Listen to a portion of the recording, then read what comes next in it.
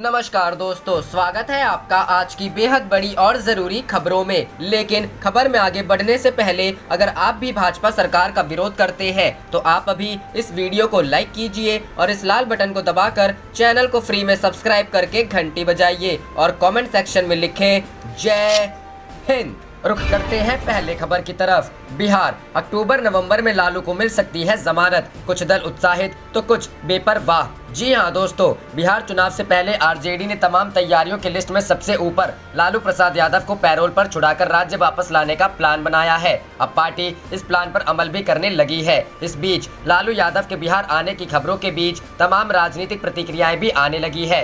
लालू प्रसाद यादव की अक्टूबर नवंबर में संभावित जमानत के बाद बिहार आने की अटकलों पर खुशी जाहिर करते हुए आरजेडी विधायक शक्ति यादव ने कहा कि लालू प्रसाद के बारे समाचार सुनकर कार्यकर्ताओं में खुशी की लहर दौड़ गई है। कई दल और नेता नहीं चाहते कि लालू प्रसाद बाहर आए। आधी सजा पूरी होने के बाद लालू प्रसाद को जमानत मिल सकती है और मिलनी चाहिए भी। वहीं लालू प्रसाद की संभावित जमानत पर जेडीयू ने कहा कि वह जेल में रहेंगे या बाहर आएंगे, कोर्ट तय करेगी। उनकी जमानत होने ना होने से चुनाव पर कोई फर्क नहीं पड़ेगा। 2010 में लालू प्रसाद थे, तब आरजेडी की करारी हार हुई थी। 2020 के चुनाव में 2010 से अलग स्थिति नहीं है। इस पर कांग्रेस नेता और एमएलसी प्रेमचंद मिश्रा ने कहा कि अगर लालू प्रसाद जमानत पर रिहा होते हैं तो महागठबंधन को फायदा मिलेगा। आधी सजा पूरी करने के बाद जमानत का प्रावधान है। लालू प्रसाद बाहर आएंगे तो महागठबंधन को इससे फायदा होना तय है।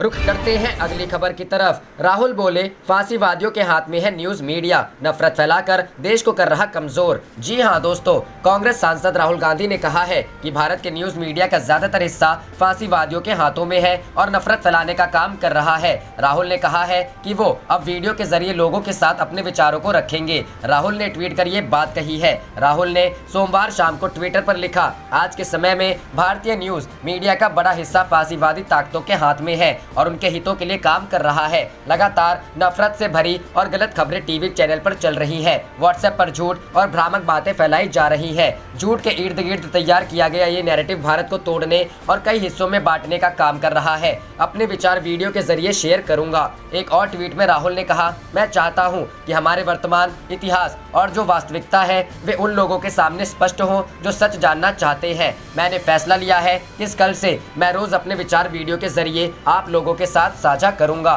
कांग्रेस नेता इससे पहले भी मीडिया के रुख को लेकर नाराजगी जताते रहे हैं। काफी समय तक कांग्रेस ने टीवी चैनल्स का बायकॉट भी किया था और अपने प्रवक्ता भेजने बंद कर दिए थे। आक्रामक है राहुल गांधी। कांग्रेस अध्यक्ष रह चुके Rahul Gandhi corona virus, lockdown और उसके बाद चीन के साथ तनाव और गलवान घाटी में भारतीय सैनिकों की शहादत के मुद्दे पर खासे आक्रामक है। वो लगातार केंद्र सरकार और प्रधानमंत्री नरेंद्र मोदी को घेर रहे हैं। उनका कहना है कि कोरोना संकट से निपटने लॉकडाउन के तरीके में सरकार का रवैया ठीक नहीं रहा है। साथ ही चीन के भारतीय सीमा में आने को लेकर भी राहुल लगातार मोदी सरकार पर हमलावर है और सवाल कर रहे हैं। कोरोना को लेकर भी सरकार से किया सवाल। कोरोना के हर रोज बढ़ते केस पर भी सोमवार को राहुल गांधी ने एक चार्ट शेयर करते हुए सरकार से सवाल पूछा कि क्या कोरोना के खिलाफ लड़ाई में भारत सही पोजीशन में है। राहुल ने भारत में कोरोना वायरस के मामले बढ़ने की दुनिया के कई देशों में कोविड-19 के संक्रमण में बढ़ोतरी से तुलना करने वाला एक ग्राफ साझा करते हुए ट्वीट किया।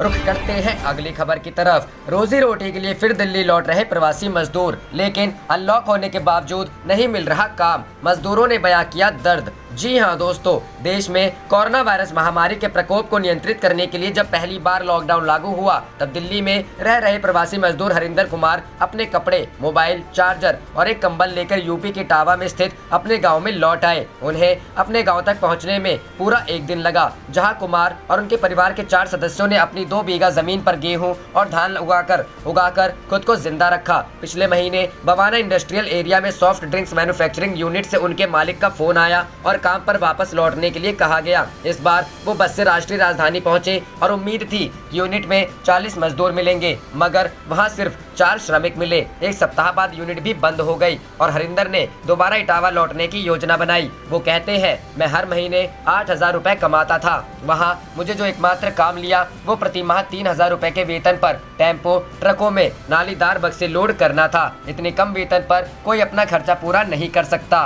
रुख करते हैं अगली खबर की तरफ। सीबीएसई बोर्ड 12वीं का रिजल्ट जारी, अगले 48 घंटे में आ सकते हैं 10वीं के परिणाम। जी हां दोस्तों, सीबीएसई बोर्ड के 12वीं के स्टूडेंट्स अपने रिजल्ट का इंतजार कर रहे हैं। बोर्ड ने 12वीं का रिजल्ट जारी कर दिया है। सीबीएसई की तरफ से 10वीं का रिजल्ट किसी भी समय जारी करने को लेकर आधिकारिक घोषणा हो सकती है। जब सीबीएसई बोर्ड की बची हुई परीक्षाएं रद्द की गई थी, तब बोर्ड की तरफ से कहा गया था कि रिजल्ट 15 जुलाई तक जारी कर दिया जाएगा। आज 13 जुलाई हो गई है, मतलब रिजल्ट अगले 48 घंटे में जारी किया जा सकता है। रिजल्ट सीबीएसई बोर्ड की आधिकारिक वेबसाइट cbse.nic.in पर जारी किया जाएगा। रिजल्ट जारी होने के बाद स्टूडेंट्स अपने रोल नंबर की मदद से अपने नंबर चेक कर पाएंगे। इंटरमीडिएट के परिणाम 2020 ऑनलाइन चेक करने का तरीका। चरण 1, आधिकारिक सीबीएसई वेबसाइट cbseresults.nic.in या cbse.nic.in पर जाएं। चरण 2, होम पेज पर CBSE board class 12th result 2020 link पर क्लिक करना होगा।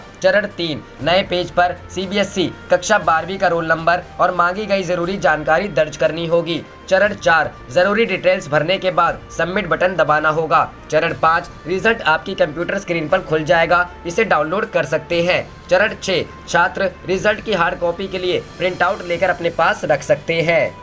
रुख करते हैं अगली खबर की तरफ। देश में कोविड-19 मामलों में तेजी से हो रही बढ़ोतरी को लेकर राहुल गांधी ने अमित शाह को घेरा। जी हां दोस्तों, देश में कोरोना मामलों का आंकड़ा 9 लाख को जल्द ही पार करने वाला है। ऐसे में कांग्रेस नेता राहुल गांधी ने सोमवार को इस महामारी से निपटने के तरीकों को लेकर केंद्र सरकार पर हमला बोला है। रुख करते हैं अगली खबर की तरफ। सीएम बनाने से सरकार बचाने तक राजस्थान संकट पर प्रियंका फिर एक्टिव। जी हां दोस्तों, राजस्थान में कांग्रेस की खिसकती सत्ता फिलहाल बच गई है। उप मुख्यमंत्री सचिन पायलट की बगावत ने मुख्यमंत्री अशोक गहलोत की राह में रोड़े अटका दिए हैं। हालांकि अंततः अशोक गहलोत ने अपना दम दिखा दिया है और पायलट की बगावत के बावजूद 100 से ज्यादा विधायकों का समर्थन दिखाकर सरकार बचा ली है। लेकिन सचिन पायलट की नाराजगी अभी खत्म नहीं हुई है। प्रदेश के दोनों बड़े नेताओं के इसी टकराव को खत्म करने के लिए अब मोर्चा प्रियंका गांधी वाड्रा ने संभाल लिया है। बताया जा रहा है कि राजस्थान में जो सियासी हालात पैदा हुए हैं, उस पर कांग्रेस महासचिव प्रियंका गांधी वाड्रा, अशोक गहलोत और सचिन पायलट दोनों से बातचीत कर रही हैं। दोनों नेताओं को प्रियंका गांधी का करीबी माना जाता है। ऐसे में प्रियंका सीएम और डिप्टी सीएम के बीच इस स्तर तक पहुंचे विवाद को खत्म करने की कोशिश कर रही है। ये पहला मौका नहीं है जब प्रियंका गांधी ने राजस्थान के इन दो दिग्गजों के बीच सुलह कराने का काम किया है। इससे पहले जब दिसंबर 2018 में राजस्थान विधानसभा चुनाव के नतीजे आए तो कांग्रेस पार्टी ने अशोक गहलोत को सीएम बनाने का मन बनाया, लेकिन सचिन पायलट इस फैसले को मनाने पर राजी नहीं हुए। घंटों लंबी बैठकें चली। अंततः राहुल गांधी के आवाज पर अशोक गहलोत और सचिन पायलट से प्रियंका गांधी ने मुलाकात की और सीएम पर फाइनल फैसला हो सका। अब एक बार फिर दोनों नेताओं के बीच तलवारें खिंच गई है। उस वक्त सीएम बनाने का मसला था, तो इस वक्त सरकार बचाने की चुनौती है। ऐसे में अब प्रियंका गांधी ने फिर मोर्चा संभाला है। वो दोनों नेताओं से बात कर रही है। इतना ही नहीं, प्रियंका गांधी वाड्रा के अलावा कांग्रेस के 4 अन्य वरिष्ठ नेताओं ने सचिन पायलट से बात कर समझाने की कोशिश की है। कांग्रेस के पूर्व अध्यक्ष राहुल गांधी, महासचिव केसी वेणुगोपाल, अहमद पटेल और पी चिदम्बरम ने बातचीत की है। सचिन पायलट से जयपुर जाने के लिए कहा गया है। वहीं दूसरी तरफ सचिन पायलट की तरफ से सुलह का फॉर्मूला भी पेश किया गया है। सूत्रों के मुताबिक खबर ये आ रही है कि सचिन पायलट ने प्रदेश अध्यक्ष पद अपने पास रखने के लिए कहा है। साथ ही गृह मंत्रालय और वित्त मंत्रालय जैसे महत्वपूर्ण विभाग भी अपने समर्थक मंत्रियों को देने की मांग रखी है। ऐसे में अब देखना होगा कि किनारे पर खड़ी गहलोत सरकार को स्थायी भविष्य देने के लिए क्या प्रियंका सचिन पायलट को राजी कर पाती है या फिर उनके तेवर गहलोत के लिए कोई चुनौती बनकर सामने आते हैं। रुख करते हैं अगली खबर की तरफ। विभाग बंटवारे के बाद भाजपा विधायक अजय विश्नोई ने ट्वीट कर बढ़ाई हलचल। जी हां दोस्तों, शिवराज सिंह चौहान सरकार के मंत्रियों को विभाग बांटने में कांग्रेस से भाजपा में आए पूर्व मंत्री और राज्यसभा सांसद ज्योतिरादित्य सिंधिया के समर्थकों को भारी भरकम विभाग दिए गए तो यह भाजपा के कई दिग्गजों को नागवार गुजरा। बहुतों ने तो दबी जुबान से अपनी टीस जाहिर की, लेकिन विद्रोही रुख अपना चुके भाजपा विधायक अजय विश्नोई ने ट्वीट कर मध्य प्रदेश की सियासी हलचल बढ़ा दी। विश्नोई पहले भी शिवराज सरकार का कोई बड़ा आईना दिखा चुके हैं, लेकिन इस बार तो उन्होंने प्रकारांतर से शिवराज सिंह चौहान से ही जवाब मांगा है। शिवराज को घेरते हुए कहा, जनता को बताए ना बताए, लेकिन भाजपा को देना होगा जवाब। मंत्रियों के विभाग बांटे जाने के बाद अपने ट्वीट में उन्होंने लिखा, इस हाथ दे उस हाथ ले का शानदार उदाहरण प्रस्तुत हुआ है मध्य प्रदेश की वर्तमान राजनीति में। आज जब सरकार ना तो बनानी थी और ना गिरानी, फिर यह क्यों किया गया? आप भाजपा को कहां ले जाना चाहते हैं? अब तक सिर्फ सिंधिया पर ही निशाना साध रहे विश्नोई ने शिवराज को भी घेरे में लिया है। उन्होंने ट्वीट में बिना नाम लिए शिवराज को ही लक्ष्य करते हुए लिखा, जनता को बताएं ना बताएं, लेकिन भाजपा को यह बताना होगा या फिर हमें संस्कारों का उल्टा पाठ पढ़ाना होगा। रुख करते हैं अगली खबर की तरफ। ऑपरेशन कमल महाराष्ट्र में सफल नहीं होगा, शरद पवार। जी हां दोस्तों, महाराष्ट्र की महाविकास अघाड़ी सरकार में शामिल राष्ट्रवादी कांग्रेस पार्टी के मुखिया शरद पवार ने कहा कि महाराष्ट्र में भारतीय जनता पार्टी का ऑपरेशन कमल सफल नहीं होगा। उद्धव सरकार यहां पूरे 5 साल चलेगी। शिवसेना के मुखपत्र सामना में प्रकाशित हो रहे शरद पवार के धारावाहिक साक्षात्कार का सोमवार को तीसरा और अंतिम दिन था। इसमें सामना के कार्यकारी संपादक संजय रावत के सवाल को जवाब देते हुए ऑपरेशन कमल का सीधा मतलब है लोगों द्वारा चुनी गई सरकार को कमजोर करना, अस्थिर करना और उसके लिए केंद्र की सत्ता का सीधा दुरुपयोग करना। पवार के अनुसार महाराष्ट्र में पहले 3 महीने में सरकार गिरने की बात कही जा रही थी, फिर 6 महीने में गिरने की बात की जाने लगी। अब 6 महीने भी बीत गए तो कुछ लोग सितंबर तो कुछ लोग अक्टूबर तक मविया सरकार गिरने की बात कर रहे हैं। लेकिन मुझे विश्वास है कि पूरे 5 साल उत्तम तरीके से यह सरकार राज्य का कामकाज करेगी। ऑपरेशन कमल हो या कुछ और, इसका कोई परिणाम उद्धव ठाकरे की सरकार पर नहीं होगा। पवार ने यह सलाह जरूर दी है कि महाराष्ट्र में 3 दलों की सरकार है, इन तीनों दलों में संवाद बढ़ना चाहिए। राजस्थान में चल रहे राजनीतिक घटनाक्रमों के मद्देनजर पवार का यह बयान महत्वपूर्ण माना जा रहा है। पवार ने रावत के एक सवाल का समर्थन करते हुए यह भी कहा कि इस समय केंद्र द्वारा विरोधी दलों की सरकारों को अस्थिर करने का सीधा प्रयास हो रहा है। क्या शरद पवार कभी भाजपा के साथ मिलकर सरकार बनाना चाहते थे? इसका जवाब देते हुए पवार ने यह खुलासा भी किया कि 2014 में उन्होंने महाराष्ट्र में भाजपा की सरकार को बाहर से समर्थन सिर्फ इसलिए दिया क्योंकि वह भाजपा से शिवसेना को दूर करना चाहते थे, लेकिन बाद में शिवसेना खुद ही भाजपा के साथ सरकार में आ गई। अब चूंकि भाजपा खुद ही शिवसेना से दूर हो चुकी है तो यह सवाल ही पैदा नहीं होता। रुख करते हैं अगली खबर की तरफ। जेलों में कोरोना का फैलाव खतरनाक, लालू प्रसाद की रिहाई हो, माले। जी हां दोस्तों, भाकपा माले राज्य सचिव कुणाल ने सोमवार को प्रेस विज्ञप्ति जारी कर बीमार और 70 वर्ष से अधिक की उम्र के राष्ट्रीय जनता दल के राष्ट्रीय अध्यक्ष एवं बिहार के पूर्व मुख्यमंत्री लालू प्रसाद यादव सहित सभी राजनीतिक सामाजिक बंदियों की भी अविलंब रिहाई की मांग की है। उन्होंने कहा कि हमारी पार्टी पहले ही दिन से जेलों में कोरोना संक्रमण के फैलाव न होने देने को लेकर चिंतित रही है। हमने सरकार से इस बारंबार कहा है कि राजनीतिक सामाजिक कार्यकर्ताओं व छोटे मोटे मुकदमों में जेलों में बंद आम लोगों को सरकार जमानत अथवा पैरोल पर रिहा कर दे ताकि जेलों में संक्रमण न फैले। भाकपा माले राज्य सचिव कुणाल ने साथ ही कहा कि यदि जेल में संक्रमण फैल जाएगा तो स्थिति और भी भयावह हो जाएगी, लेकिन सरकार ने इन बातों को लगातार अनसुना ही किया है। स्थिति यह है कि मधुबनी के जेल में वहां के अधीक्षक सहित 14 कर्मी संक्रमित हो चुके हैं और भी जेलों से संक्रमण की खबरें सामने आ रही है। ये स्थिति को और भी गंभीर बनाएगी, इसलिए सरकार को तत्काल हस्तक्षेप करना चाहिए। रुख करते हैं अगली खबर की तरफ। रणदीप सुरजेवाला ने मोदी सरकार पर साधा निशाना, बोले प्रजातंत्र की हत्या के लिए भाजपा के ये 3 विभाग आकर हो जाते हैं खड़े। जी हां दोस्तों, राजस्थान संकट पर कांग्रेस नेता रणदीप सिंह सुरजेवाला ने बयान दिया है। रणदीप सिंह सुरजेवाला ने कहा कि कांग्रेस नेतृत्व ने पिछले 48 घंटे में सचिन पायलट से अनेकों बार वार्तालाप और चर्चा की है। व्यक्तिगत प्रतिस्पर्धा वाजिब हो सकती है, लेकिन राजस्थान व्यक्तिगत प्रतिस्पर्धा से बड़ा है। कभी कभी वैचारिक मतभेद उत्पन्न हो जाता है जो प्रजातांत्रिक प्रणाली में स्वाभाविक है, परंतु वैचारिक मतभेद पैदा होने से चुनी हुई अपनी ही पार्टी की सरकार को कमजोर करना या भाजपा को खरीद फरोख्त का मौका देना अनुचित है। रणदीप सुरजेवाला ने आगे कहा कि अगर कोई मतभेद है तो सचिन पायलट समेत सभी विधायकों के लिए कांग्रेस पार्टी के दरवाजे सदैव खुले थे, हैं और रहेंगे। उन्होंने मोदी सरकार पर हमला बोलते हुए कहा कि भाजपा के 3 अग्रिम विभाग है, आयकर विभाग, ईडी, सीबीआई। जब भी मोदी सरकार भाजपा को प्रजातंत्र की हत्या करनी होती है तो भाजपा के ये विभाग आगे आकर खड़े हो जाते हैं। कल देर रात और आज सुबह से ये विभाग फिर से राजस्थान की वीर भूमि पर कायरता दिखाने के लिए उतर आए हैं। बता दें कि राजस्थान में पिछले कुछ दिनों से सियासत गरमाई हुई है। लगता है गहलोत की सरकार पर संकट के बादल छाए हुए हैं। आज सुबह मुख्यमंत्री अशोक गहलोत के करीबियों पर आयकर विभाग ने शिकंजा कसते हुए छापेमारी की। सूत्रों के अनुसार आयकर विभाग के 200 से अधिक अधिकारियों और कर्मचारियों ने दिल्ली और राजस्थान के कई ठिकानों पर छापे मारे हैं। यह छापेमारी अशोक गहलोत के करीबी धर्मेंद्र राठौड़ और राजीव अरोड़ा के ठिकानों पर की गई है। सीएम अशोक गहलोत के करीबी और ज्वेलरी फर्म के मालिक राजीव अरोड़ा के ठिकानों पर सोमवार सुबह आयकर विभाग की टीम पहुंची।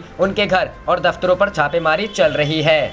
रुख करते हैं अगली खबर की तरफ। झारखंड, तस्वीर वायरल, जेल में दरबार लगाते दिखे आरजेडी प्रमुख लालू यादव। जी हां दोस्तों, झारखंड के स्वास्थ्य मंत्री बन्ना गुप्ता और कांग्रेस प्रवक्ता शमशेर आलम के साथ राष्ट्रीय जनता दल अध्यक्ष लालू यादव की एक तस्वीर सामने आई है। इस तस्वीर ने एक नए विवाद को जन्म दे दिया है, जिसमें जेल नियमावली धज्जियां उड़ाने के आरोप लगाए जा रहे हैं। सवाल उठ रहे हैं कि लालू यादव जब जेल में बंद हैं, तो फिर इस प्रकार के राजनीतिक जमावड़े कैसे लगाए जा सकते हैं। जो तस्वीर वायरल हो रही है उसमें लालू यादव मोबाइल पर कुछ बात करते दिख रहे हैं, जबकि उनके बगल में झारखंड के स्वास्थ्य मंत्री और कांग्रेस प्रवक्ता बैठे हैं। सभी लोग हल्के मूड में दिख रहे हैं और आपस में बात कर रहे हैं। आरोप ये लगाए जा रहे हैं कि लालू यादव सजायाफ्ता है, लेकिन जेल में उन्हें हर प्रकार की सुविधा मुहैया कराई जा रही है। विपक्ष का आरोप है कि लालू यादव रिम्स के प्राइवेट वार्ड से ही अपनी राजनीति चला रहे हैं। वार्ड में ही वो आरजेडी, कांग्रेस नेताओं और समर्थकों से मिलते जुलते हैं। लालू यादव 2017 से रिम्स में दाखिल है। इस तस्वीर के सामने आने के बाद बीजेपी प्रवक्ता प्रतुल सहदेव ने कहा कि लालू यादव की ओर से जेल नियमावली का घोर उल्लंघन किया जा रहा है। सहदेव ने कहा कि लालू यादव रिम्स में लगातार दरबार लगाते हैं, यहां तक कि झारखंड की प्रदेश सरकार भी जेल से ही चल रही है। सहदेव ने केंद्र सरकार से इसके खिलाफ कार्रवाई करने की मांग की। उन्होंने कहा कि हम प्रदेश सरकार से किसी कार्रवाई की उम्मीद नहीं कर सकते, क्योंकि वह आरजेडी और कांग्रेस के रहमो करम पर चल रही है। वायरल तस्वीर को लेकर प्रदेश के गृह सचिव, मुख्य सचिव और जेल आईजी से संपर्क साधने की कोशिश की गई, लेकिन उनसे संपर्क नहीं हो पाया। यह पहली बार नहीं है जब लालू यादव की ओर से जेल नियमावली के उल्लंघन की घटना सामने आई है। जानकार बताते हैं कि बीजेपी के राज में जेल नियमावली का सख्त पालन होता था और शनिवार को सिर्फ 3 लोगों को ही लालू यादव से मिलने की इजाजत थी, लेकिन अब ऐसा नहीं है। रुख करते हैं अगली खबर की तरफ। 2022 के विधानसभा चुनाव में प्रियंका गांधी होंगी कांग्रेस का चेहरा, गठबंधन नहीं करेगी पार्टी। जी हां दोस्तों, कांग्रेस के प्रदेश अध्यक्ष अजय कुमार लल्लू ने कहा कि वर्ष 2022 के विधानसभा चुनाव में महासचिव प्रियंका गांधी वाड्रा पार्टी का चेहरा होंगी। लल्लू ने स्पष्ट किया कि आगामी चुनाव में पार्टी किसी भी दूसरी राजनीतिक पार्टी के साथ कोई गठजोड़ नहीं करेगी, सिर्फ पब्लिक लोकतंत्र, युवा, किसान, गरीब, दलित और वंचित लोगों के सहारे चुनाव में उतरेगी। लल्लू ने कहा कि यूपी प्रियंका गांधी की जमीन है, वह और उनके परिवार के लोग यूपी के साथ विशेष लगाव रखते हैं। प्रियंका गांधी यहाँ के करोड़ों लोगों के दिलों में है। इसमें किसी को कोई संदेह नहीं होना चाहिए कि अगला चुनाव प्रियंका के नेतृत्व में ही लड़ा जाएगा। लल्लू ने कहा कि अगले विधानसभा चुनाव में प्रियंका हमारी पार्टी का चेहरा होंगी। आज कांग्रेस पार्टी आम लोगों की आवाज बन गई है और वे अपना आशीर्वाद हमें जरूर देंगी। यूपी के लोगों की यह भावना है कि कांग्रेस प्रियंका की देखरेख में इस प्रदेश में सरकार बनाए। क्या पार्टी यूपी में चुनाव से पहले या चुनाव के बाद कोई गठजोड़ करेगी? लल्लू ने स्पष्ट किया कि कांग्रेस अब चुनाव पूर्व या चुनाव बाद के किसी गठबंधन में नहीं जाएगी। यह पूछे जाने पर कि कुछ भाजपा नेता प्रियंका गांधी को ट्विटर का नेता कहते हैं, लल्लू ने कहा कि प्रियंका गांधी सक्रियता को देखकर प्रदेश सरकार डर गई है। चाहे सोनभद्र में आदिवासियों के ऊपर जुल्म हो या फिर और कोई दूसरा मुद्दा, प्रियंका सरकार के रोके जाने के बावजूद लोगों के लिए लड़ रही है। रुख करते हैं अगली खबर की तरफ। गहलोत सरकार के पास पूर्ण बहुमत, 5 साल का कार्यकाल पूरा करेगी, सुरजेवाला। जी हां दोस्तों, कांग्रेस के मुख्य प्रवक्ता रणदीप सुरजेवाला ने सोमवार को कहा कि राजस्थान में अशोक गहलोत सरकार के पास पूर्ण बहुमत है और वह अपना 5 साल का कार्यकाल पूरा करेगी। जयपुर में कांग्रेस विधायक दल की महत्वपूर्ण बैठक से पहले संवाददाताओं से बातचीत में सुरजेवाला ने कहा, गहलोत सरकार स्थिर है, उसके पास पूर्ण बहुमत है और वह 5 साल का अपना कार्यकाल पूरा करेगी। कांग्रेस प्रदेश अध्यक्ष व उप मुख्यमंत्री सचिन पायलट के बगावती तेवरों के बाद में सुरजेवाला ने कहा कि बीते 48 घंटे में कांग्रेस नेतृत्व की पायलट से कई बार बात हुई है। उन्होंने कहा कि यदि किसी का किसी से कोई मतभेद है तो उसे पार्टी के मंच पर उठाया जा सकता है और कांग्रेस के दरवाजे हमेशा खुले रहेंगे। वहीं जयपुर पहुंचे कांग्रेस महासचिव केसी वेणुगोपाल ने हवाई अड्डे पर कहा कि गहलोत सरकार को कुछ नहीं होगा। वेणुगोपाल ने कहा, कुछ नहीं होगा, सरकार काम करती रहेगी। रुख करते हैं अगली खबर की तरफ। सरकार बची, अब कुनबा बचाने में जुटी कांग्रेस, दफ्तर पर फिर लगे पायलट के पोस्टर। जी हां दोस्तों, राजस्थान में अशोक गहलोत की सरकार पर मंडरा रहा संकट अब हटता हुआ दिख रहा है। सोमवार दोपहर को अशोक गहलोत ने 100 से अधिक विधायकों की परेड मीडिया के सामने करवाई और विक्ट्री साइन दिखाया। साफ है कि अशोक गहलोत ने संदेश दिया है कि उनके पास बहुमत है और सचिन पायलट के सभी दावे गलत साबित होते दिख रहे हैं। ऐसे में अब हर किसी की नजर इस पर है कि सचिन पायलट का क्या कदम उठाएंगे। सचिन पायलट लगातार 25 से अधिक विधायक होने का दावा कर रहे थे। रुख करते हैं अगली खबर की तरफ। अगले लॉकडाउन के लिए हो जाओ तैयार, इन शहरों में फिर लग सकती है पाबंदी। जी हाँ दोस्तों, देश में लगातार बढ़ रहे कोरोना वायरस संक्रमण के मामलों ने चिंता बढ़ा दी है। ऐसे में बेंगलुरु और पुणे समेत कई शहरों के अधिकारी अलग अलग अवधियों के लिए लॉकडाउन पुनः लागू करने की तैयारी कर रहे हैं। उत्तर प्रदेश सरकार ने सप्ताहांतों में शनिवार रविवार को पूरे राज्य में कड़ी पाबंदियां लागू करने का फैसला किया है। इससे पहले कर्नाटक और तमिलनाडु ने रविवार का लॉकडाउन लगा रखा है। असम, अरुणाचल प्रदेश, मेघालय और बिहार जैसे राज्यों ने अलग अलग अवधियों में क्षेत्रवार लॉकडाउन की घोषणा की है। कर्नाटक सरकार ने बेंगलुरु में 14 जुलाई से 7 दिन के लिए पूरी तरह लॉकडाउन का ऐलान किया है। तमिलनाडु के मुख्यमंत्री के पलानीस्वामी ने मदुरै और आसपास के क्षेत्रों में पाबंदियां 14 जुलाई तक बढ़ा दी है। महाराष्ट्र सरकार ने पहले ही पुणे और पिंपरी चिंचवाड़ में 13 से 23 जुलाई तक व्यापक लॉकडाउन की घोषणा की थी। राज्य सरकार ने मुंबई के आसपास के क्षेत्रों में भी इसी तरह बंद की घोषणा की थी। कश्मीर में भी अधिकारियों ने रविवार को लॉकडाउन के एक और चरण के सख्ती से क्रियान्वयन की शुरुआत की तथा ऐतिहासिक लाल चौक को पूरी तरह बंद कर दिया। श्रीनगर के 67 अन्य क्षेत्रों को भी बंद कर दिया गया है, जिन्हें पिछले एक सप्ताह में कोविड-19 के मामले अचानक से बढ़ने के बाद निषिद्ध क्षेत्र घोषित किया गया है। वहीं राजधानी दिल्ली की बात करें तो वहां स्थिति में कुछ सुधार दिखाई दे रहा है। आप देख रहे थे आपका अपना चैनल जय हिंद जय भारत।